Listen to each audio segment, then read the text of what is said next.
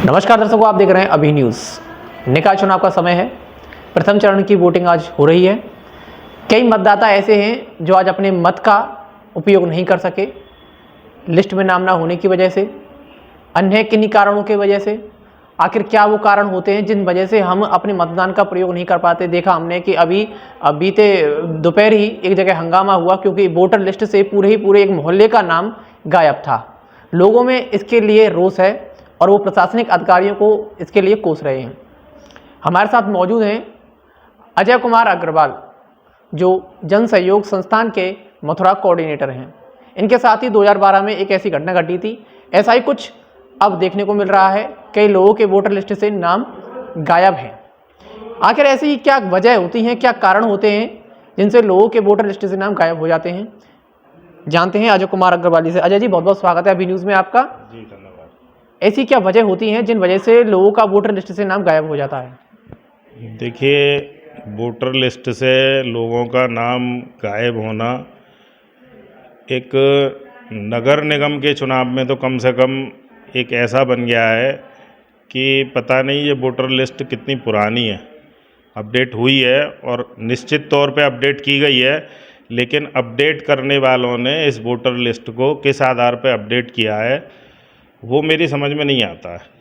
चूँकि आपने भी बताया और मैं भी 25 साल से लगातार चुनाव में सक्रिय रहता हूँ और मतदाताओं को जागरूक करने का काम करता हूँ। वो भले ही वोट किसी को भी डालें, लेकिन मतदाता इस देश का नागरिक है और उसका ये अधिकार है कि वो वोट डालने जाए और वोट की प्रतिशत बढ़े। ये हम सब करते ही हैं। तो आज भी ऐसा ही हुआ कि वोट डालने के लिए लोग गए, लेकिन वहाँ लिस्ट में नाम नहीं है। और इतने पुराने लोग गए जो मेरे परिचय में रहते हैं कि वो हर विधानसभा, लोकसभा और यहाँ तक कि पिछले नगर निगम के चुनाव में भी उन्होंने वोट डाला, लेकिन आज लिस्ट में नाम ही नहीं है उनका। तो मैंने माननीय जिला अधिकारी महोदय, जो जिले के निर्वाचन अधिकारी भी हैं, उनको आज अपने जन सहयोग समूह मथुरा के माध्यम से एक मेल भी किया था, लेटर लिख कर के, कि इसकी जांच होनी चाहिए कि अपडेट किन लोगों ने की और इसके लिए जो दोषी हैं उनको सामने लाया जाना चाहिए। बार बार यही बात आती है। 2012 की आपने बात की, तो 2012 के फरवरी में चुनाव हुए थे विधानसभा के उत्तर प्रदेश के, उसमें भी यही काम था। अब एक व्यक्ति जो अपने घर से भारत निर्वाचन आयोग का पहचान पत्र लेके चलता है कि मैं वोट डाल के आऊँगा, तो उसके मन में बड़ी उमंग होती है। और जब वो मतदान स्थल पर पहुंचता है तो मतदान कर्मी कह देते हैं कि आपका तो वोटर लिस्ट में नाम ही नहीं है और आप तो वोट डाल ही नहीं सकते हैं। अब ऐसा ही हुआ कि पड़ोस में रहने वाले मेरे में एक भाई साहब, उनकी उम्र लगभग 60-65 के आसपास थी, और भाभी जी दोनों गई वोट डालने के लिए किशोरी रमन डिग्री कॉलेज पर। भाभी जी का नाम था, भाभी जी वोट डाल रही हैं और भाई साहब भारत के नागरिक है ही नहीं। भारत निर्वाचन आयोग के पहचान पत्र को लेकर के वो बेचारे मायूस होकर वापस लौट आए। उन्होंने मुझसे बार बार कहा कि देखो लिस्ट में मेरा नाम, पूरी लिस्ट ढूंढने के बाद भी नाम नहीं मिला। अब जब एक व्यक्ति विधानसभा के चुनाव में वोट डाल रहा है, लोकसभा के चुनाव में वोट डाल रहा है, तो आप लिस्ट को बदल क्यों देते हैं? एक तो मैंने ये मांग माननीय जिलाधिकारी से रखी है अपने पत्र में कि आप वोटर लिस्ट को बदलें नहीं। हो सकता है थोड़ा सा श्रम और करना पड़े, क्योंकि आज की तारीख में तो हम लोग ये सोच रहे हैं कि जल्दी से जल्दी वोटिंग ऑनलाइन हो जाए, क्योंकि अभी पूरे देश ने देखा कि इतना बड़ा कोरोना का काल आया और वैक्सीनेशन जब लोग करवाने जाते तो तुरंत उसके फ़ोन में मैसेज आ जाता। जब आप लोगों के पास, सरकार के पास में, भारत सरकार के पास इतना बड़ा सिस्टम है डेवलप किया हुआ, तो उस सिस्टम के बाद भी हम कौन से युग में जी रहे हैं, ये समझ में नहीं आता। अजय जी, मैं बात करूं जहां आज के समय पे हम इतना अपग्रेड हो चुके हैं। आधार है हमारे पास, उसमें एड्रेस लिखा हुआ होता है, हम कहाँ के नागरिक हैं कहाँ के नहीं हैं, पैन कार्ड है हमारे पास, राशन कार्ड है। तो आखिर किन्हीं ऐसी वजह रह जाती हैं कि हम लोग वोट नहीं डाल पाते। आज ही हमने देखा एक घटनाक्रम जहाँ एक युवक के जो भाई हैं उसकी पत्नी को अपनी पत्नी बता दिया गया वोटर लिस्ट में। और जबकि उन्होंने पिछली बार जब वोट डाला था तब उनका वोटर लिस्ट में नाम सही था, इस बार नाम सही नहीं था। तो इतना अपग्रेड होने के बाद भी लगातार, अब देखिए अब विगत दिनों में जब चुनाव नहीं होने थे उससे पहले प्रशासन की ओर से, जनप्रतिनिधियों की ओर से लगातार ये अभियान चलाया गया कि वोट पहले डालें आप, नाश्ता बाद में करें, घर पे पहले वोट डालें आप। जी। तो ये क्या एक मतलब कह सकते हैं औपचारिकता रह जाती है अपील करना या जागरूकता अभियान चलाना, क्योंकि जब धरातल पर बात आती है तो कार्य नहीं दिखाई देता है।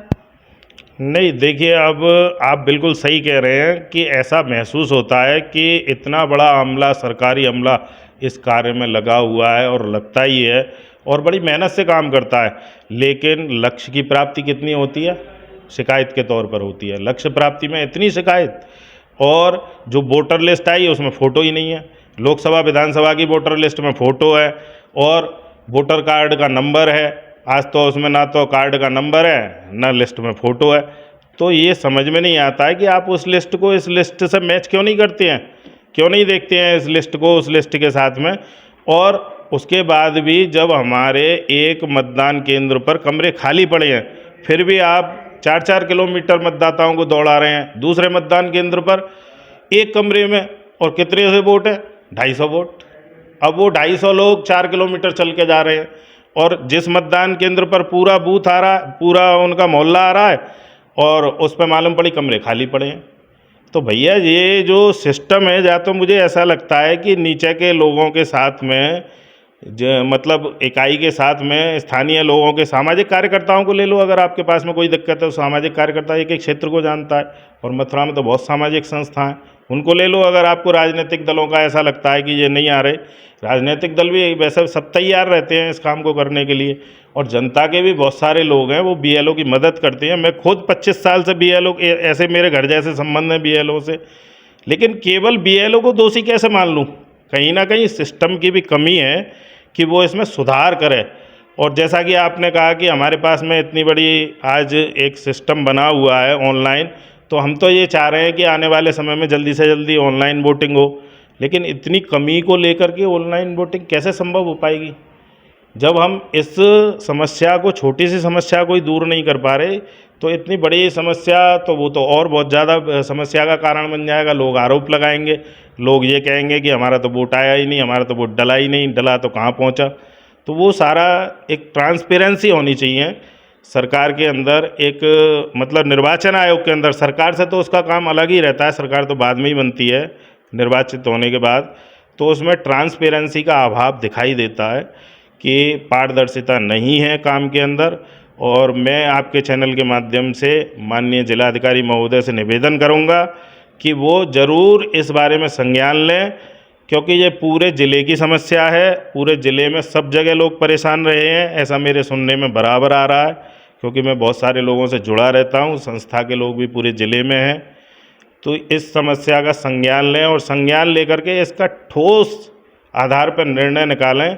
किसी को दोषी ठहराना केवल समस्या का हल नहीं है, समस्या के मूल में जाके उसको हल निकालें, और जिससे कि एक जिलाधिकारी की भी पहचान हो कि एक जिलाधिकारी जैसे लोग टीएन सेशन को पहचानते हैं कि वो आए थे तो भाई चुनाव में बड़ा सुधार आया, चुनाव में प्रत्याशी पहले ऐसे करते थे अब नहीं करते हैं।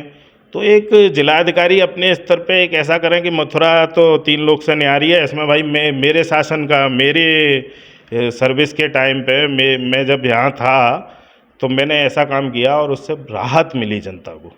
तो मेरा इतना ही आशा है कि राहत मिले जनता को। जी अजय, हाँ, तो ये थे हमारे साथ अजय कुमार अग्रवाल, जिन्होंने बताया कि आज भी इतने आधुनिक समय पर, जहाँ पर आज हम इतने आगे पहुँच चुके हैं, विश्व गुरु की बात करते हैं, लेकिन फिर भी आज हमारे वोटर लिस्ट से नाम गायब हो जाते हैं और लोगों की जो वोट देने का हक रखते हैं, मत देने का उनके पास अधिकार है, लेकिन मत नहीं दे पाते हैं, अपनी पसंदीदा प्रत्याशी को नहीं चुन पाते हैं और ना ही सरकार को चुन पाते हैं। क्यों? क्योंकि जब वो वोट डालने जाते हैं और जब कहा जाता है उनसे कि आपका तो वोटर लिस्ट में नाम ही नहीं है, तो बहुत ही एक दुर्गंध कह सकते हैं कि उनके अंदर से ये आती है कि हम इतनी मेहनत कर यहाँ पर आए, इतने समय से इंतजार कर रहे थे कि वोट डालेंगे, और जब मना हो जाता है कि वोट नहीं डाल सकते तो बड़ा बुरा लगता है। इसमें कहीं ना कहीं सुधार की आवश्यकता है, चाहे वो सिस्टम में हो, चाहे सरकार में हो, चाहे निर्वाचन में हो। अभी के लिए फिलहाल इतना ही। मैं अपनी सहयोगी आरती शर्मा के साथ, अनु शर्मा बने रही अभी न्यूज़ के साथ। आज ही लाएं अपनी मनपसंद Maruti Suzuki car Uma Motors Arena से और पाएं तुरंत फाइनेंस की सुविधा, कम से कम ब्याज दर पर, साथ में आपकी पुरानी गाड़ी की सबसे ज्यादा एक्सचेंज कीमत पाएं ट्रू वैल्यू में। नंबर नोट करें 9997682222।